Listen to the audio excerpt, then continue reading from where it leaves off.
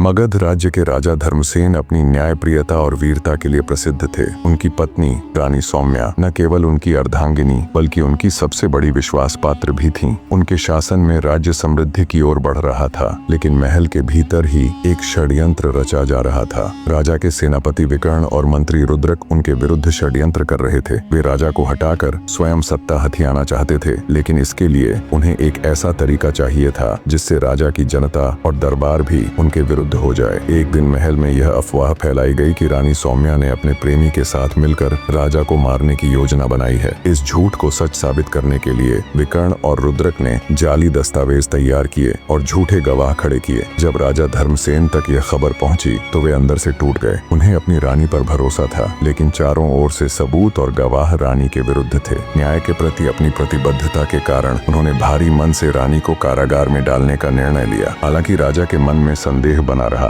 उन्हें यह साजिश कुछ असामान्य लगी और उन्होंने खुद सत्य की खोज करने का निश्चय किया। एक रात उन्होंने साधारण वेश धारण किया और अपनी पहचान छिपाकर राज्य से बाहर निकल गए। राजा ने एक यात्री के रूप में गांवों और नगरों की यात्रा की, लोगों से बातचीत की और सत्य के टुकड़ों को जोड़ने की कोशिश की। कई हफ्तों तक भटकने के बाद उन्होंने गुप्तचरों की मदद से कुछ महत्वपूर्ण जानकारी जुटाई। उन्हें पता चला कि सेनापति विकर्ण और मंत्री रुद्रक ने न केवल रानी को झूठे आरोप में फंसाया था, बल्कि वे पड़ोसी राज्य के राजा के साथ मिलकर युद्ध की योजना भी बना रहे थे। इस खुलासे के बाद राजा धर्मसेन ने अपनी सेना के कुछ भरोसेमंद सैनिकों को इकट्ठा किया और गुप्त रूप से महल की ओर लौटे। सही समय पर महल पहुंचकर उन्होंने विकर्ण और रुद्रक को रंगे हाथों पकड़ लिया। राजा ने अपनी सभा में उनके षड्यंत्र का पर्दाफाश किया और सभी प्रमाण प्रस्तुत किए। यह देखकर दरबारियों और प्रजा को सच्चाई का एहसास हुआ और वे राजा के न्यायप्रिय निर्णय की सराहना करने लगे। राजा ने तुरंत विकर्ण और रुद्रक को मृत्युदंड दिया और अपनी निर्दोष रानी को कारागार से मुक्त किया। रानी सौम्या ने राजा को क्षमा करते हुए कहा कि सत्य की खोज का मार्ग कठिन होता है, लेकिन राजा धर्मसेन को अपने निर्णय पर गहरा पश्चाताप हुआ। उन्होंने यह शपथ ली कि आगे से किसी भी निर्णय को लेने से पहले वे पूर्ण सत्य की जांच करेंगे। इसके बाद उन्होंने अपने राज्य को और भी अधिक सशक्त बनाया और यह सुनिश्चित किया कि भविष्य में किसी निर्दोष को छल और विश्वासघात का शिकार न बनना पड़े। यह कहानी हमें सिखाती है कि सत्य की खोज कठिन हो सकती है, लेकिन न्यायप्रियता और धैर्य से हर छल और विश्वासघात को परास्त किया जा सकता है। राजा धर्मसेन का संघर्ष इस बात का प्रमाण है कि झूठ कितना भी शक्तिशाली क्यों न लगे,